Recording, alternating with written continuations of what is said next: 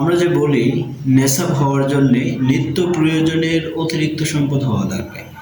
সেই নিত্য প্রয়োজনীয় সম্পদ বা নিত্য প্রয়োজনীয় জিনিসটা কি, আর তার অতিরিক্ত সম্পদ কি? নিত্য প্রয়োজনীয় জিনিস হলো যে আজকে আপনার পারিবারিক ব্যয়ভার বহন করার জন্য যতটুকু সম্পদের প্রয়োজন, সেটা আপনার নিত্য প্রয়োজনীয় সম্পদ। আপনার বাসস্থান, আপনার থাকতে যে চলাফেরা করতে যে যার যার প্রয়োজন, সেটা আপনার নিত্য প্রয়োজনীয় জিনিস। যেমন আপনার একটি বাড়ি রয়েছে, বাসস্থান, যেখানে আপনি বসবাস করেন, সেটা আপনার যেমন ঘরে হোক, টিনের চালের ঘর হোক আর ভালো উন্নত ডিজাইনের বিল্ডিং হোক, এটা আপনার নিত্য প্রয়োজনীয় জিনিস। এই বাড়িতে আপনাকে থাকতে হবে। এই বাড়ির পরে আপনার কিছু জমি রয়েছে, যে জমি থেকে চাষাবাদ করে আপনি পরিবারের ব্যয়ভার বহন করেন, সারা বছরের ব্যয়ভার বহন করেন। এটা আপনার নিত্য প্রয়োজনীয় জিনিসের অন্তর্ভুক্ত। তবে হ্যাঁ, জমি যদি এমন থাকে যে কিছু জমি রয়েছে, যেমন 10 বিঘা জমি রয়েছে, 5 বিঘা জমির ইনকাম দিয়ে আপনি আপনার পরিবারের ব্যয়ভারকে বহন করতে পারেন, আর 5 বিঘা জমির ইনকাম দিয়ে আপনি প্রতি বছর হয়তো একটা জিনিস ক্রয় করতে পারেন, অথবা টাকাটা আপনি এটা আপনার ইনকাম হয়, এটা আপনি ব্যাংকে জমা রাখতে পারেন বা এটাকে কোনো ইনভেস্ট করতে পারেন।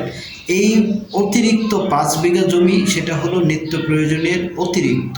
সেই জমি থেকে, সেই জমির ইনকামের উপরে, জমির মূল্যের উপরে নেশাব আসবে। এভাবে কোনো মানুষের বাড়ি রয়েছে, যে একটি বাড়ির ভাড়া দিয়ে সে পরিবারের ব্যয়ভার বহন করে, স্বাভাবিকভাবে ব্যয়ভার বহন করার পর দেখা যায় যে আরেকটি বাড়ি রয়েছে, যে টাকাটা তার ইনভেস্ট থাকে, ইনকাম হিসেবে থাকে, যে টাকা দিয়ে সে চাইলে কিছু ক্রয় করতে পারে, ব্যাংকে জমা রাখতে পারে বা বিলাসিতার মধ্যে খরচ করতে পারে। সেটা হলো নিত্য প্রয়োজনের অতিরিক্ত। সুতরাং একটি বাড়ির ভাড়া বাদ রেখে অতিরিক্ত বাড়িটার মূল্যটা, বাড়ির জায়গা এবং বাড়ির ইনকাম সব কিছুই নেশাবের অন্তর্ভুক্ত হবে, এবং সেইগুলোর উপরে ব্যবসার পণ্য হিসাবে জাকাত আসবে। ব্যবসার পণ্য না হলে সেটা আপনার ফিতরা এবং কোরবানি আসবে। তারপরে হলো আপনার একজনের ইনকাম।